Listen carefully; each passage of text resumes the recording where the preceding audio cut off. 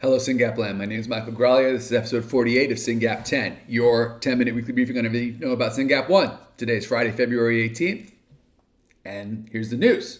The news is next week there's going to be a killer webinar that I am hosting. I've got an amazing star-studded lineup of a CEO of a biotech and a CEO of a data sharing NGO and a former government official, all talking about data sharing for rare disease. And I get to host it. It's going to be incredible.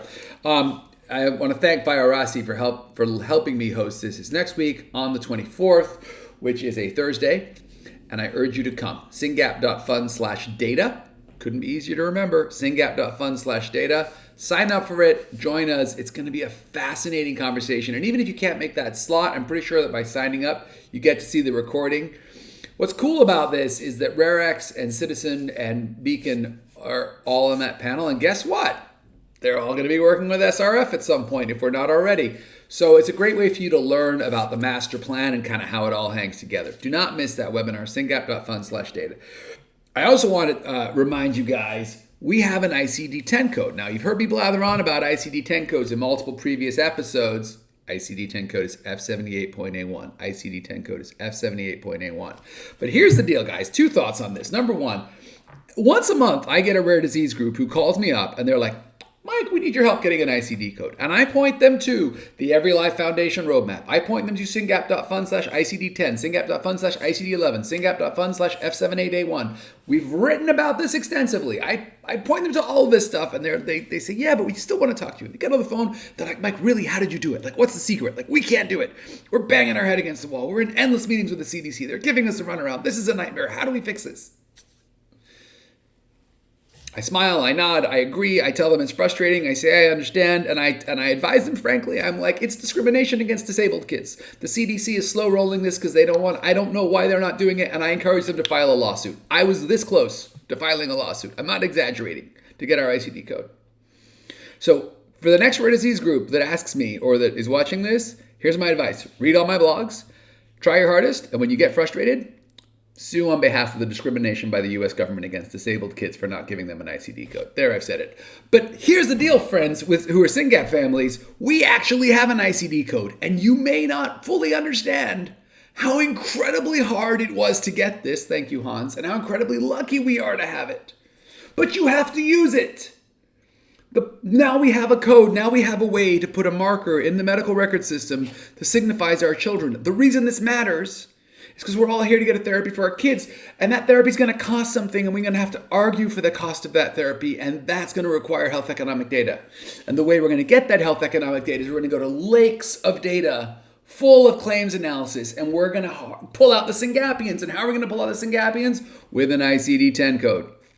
So please put this card in your purse, tattoo it on your arm, Sharpie it on your arm, and the next time you have a medical appointment, watch the clinician type F78A1 into the system. We need that data in your kid's medical record. I cannot emphasize enough how incredibly important this is. So, number one, go to the webinar next week on data. It's all about data. Syngap.fund/data. Number two, use your ICD-10 code. Hans worked hard for it. A lot of people are beating themselves up and banging themselves against the wall that is the CDC to try to get one. We've got one. We got to use it. Point number three, EEGs. All of our kids, the vast majority, virtually all of our kids have epilepsy.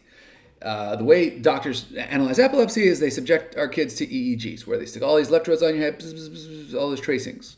Now, if you ask for an EEG report, you're going to get a piece of paper that somebody looked at those tracings and said your child has this kind of whatever, spike wave, what have you. But a number of people, Beacon Biosignals, who is in the webinar next week, and Dr. Shilpa Kadam, who we have nothing but admiration and respect for, who researches these things, want the actual tracings. So I'm just going to say this for the record because it keeps coming up. People are like, I'm getting an EEG, and I'm saying, get the tracings, and then they send me a report that we already have in Citizen. So Citizen right now collects the medical records. Hopefully, they will soon start collecting the tracings. There's a lot of things that have to happen. I don't have time to talk about it. Until they start collecting the tracings, I am strongly encouraging families to, when you have an EEG, ask them to collect the tracings. Get them in .edf for European data format. Get your EEG tracings in EDF. This will confuse the EEG lab. People don't ask for this very often. And here's a shocker. Most people in the EEG lab will have no idea how to do this, but there will be someone somewhere. And you want the EDF format of your EEG tracings. And it's a big file. They're going to either give you a CD, or they're going to give you a data stick, or they're going to give you a download link. I don't care how you get it, but get it. This is good hygiene for those of us with rare neurological kids who want a cure faster than the system will provide one. Gather your data. Citizen sucks up all your medical records, but the EEGs are a whole other level. And until we can get Citizen to start collecting those, we need to do it ourselves because we're rare parents. So until things that should happen automatically don't, I'm sure that didn't come out. Until things that should be happening by themselves happen by themselves as they should, it's on us. And we just have to suck it up and deal with it. So that's my speech on EEGs. Hey, the diagnoses are rolling in. Every week we get a couple more diagnoses, and I love it. I love how fast this community absorbs and welcomes people, and I'm really proud of us. We've talked a lot about mutations in the past.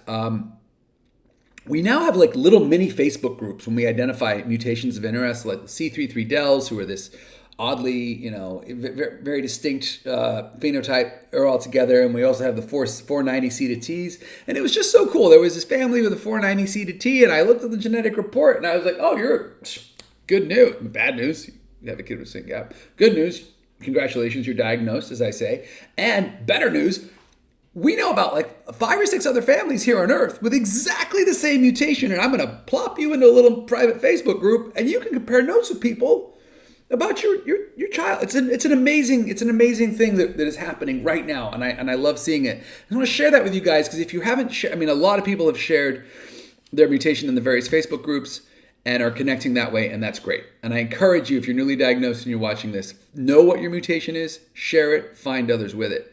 I'm just looking at myself in the video recording this, and I'm realizing my eye's really red because I've been rubbing it. And I'm sorry if I'm freaking anybody out. I'm freaking myself out, I'll tell you that. All about the Facebook groups. Syngap.fund/FB to go to the SRF Facebook group. From there, whatever, you can find other things. But connect with us on Facebook. Make sure you share your mutation with the community, and let's connect you with other people with exactly the same mutation. I have a whole speech on how within Syngap, I think there's a lot of geno-pheno things which will come out of the Pedori work. If you didn't listen to episode 47, the last episode is a very good episode. But Dr. Pedori and Dr. Wiltrout are working on this, and I think it's very cool. The citizen data. Oh my gosh. I got to tell you, Dr. Pedori, Dr. Wiltrout, EEGs, all of this stuff, it all comes back to Citizen, my friends. Our community, by organizing ourselves and getting every family in Citizen, is setting the bar and is setting ourselves up for success. If you are a family in the US or even in the UK or elsewhere who is watching this and you're not in Citizen, the time it took you to listen to this podcast, the time it took you to watch this podcast, however you're watching it, because this is a podcast, and if you're not subscribed, syngap.fund/10, click subscribe. We're on every imaginable platform, Apple, Spotify, whatever. Just subscribe. Stay up to date. But back to the point. The point was, in the time it took you to listen to this episode of this podcast, you could have signed up for Citizen. And in doing so in the US, we will collect all your records for you. We will update it for you. But then that data will be made available to researchers. And then as a community, we can help our kids be better understood. It is so important for all of the important work that's going on. The important work that's going on, by the way, costs money. There's going to be a press release we're going to put out on Tuesday. We got our new press release service. We had to work out the kinks and upload things and pay for it, whatever. That's done.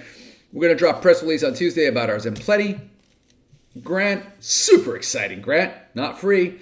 Big thanks to Hope for Hadley and a couple of others who've supported that. The Karen Lead Gala, all those little fundraisers you see, and those, by the way, aren't little. The Hope for Hadley's over 20 grand. The Karen Lead Gala was big. Those things make these grants possible. Right? I want that connection to be solid in your brains. When a family raises money, we get to fund more science. When we get to fund more science, our kids get better care faster. So huge thanks to them, and look forward to that press release on Tuesday. It is so cool, and it will encourage you to sign up to the Zempleti webinar, which is March 3rd, to learn about that work. So, big props to us for getting the grant out and the press release out before the webinar. We normally do it the other way around. And hopefully this will drive more attendance because, gosh, this one's exciting, and I really want you guys to hear it. Back to money. We need to raise more money. there's a lot of work to do. So Sprint for Syngap is coming up. Syngap.fund/sprint 2022. Syngap.fund/sprint 2022. Sprint for Syngap is officially on April 30th. And you can start fundraising right now, today. You can set up a team. You can send out the link. You can encourage your friends, your family to set up a team or to donate to your team and help us raise money. We need to raise a few $100,000 this year to get some important grants out the door. And that I'm talking to you. I'm talking to every single person. If you love a Syngapian, it should be a no-brainer. If you're listening to this because you're interested, you want to help a good cause, here we are. If you're a friend of the family, even more important. The family is busy taking care of a Syngapian. It's when friends and uncles and aunts step in that we really can make things happen. So thank you for listening. Have a wonderful President's Day weekend. Sign up for the data webinar, sign up for the Zemplenny webinar, and sign up for Citizen. We can do a lot together.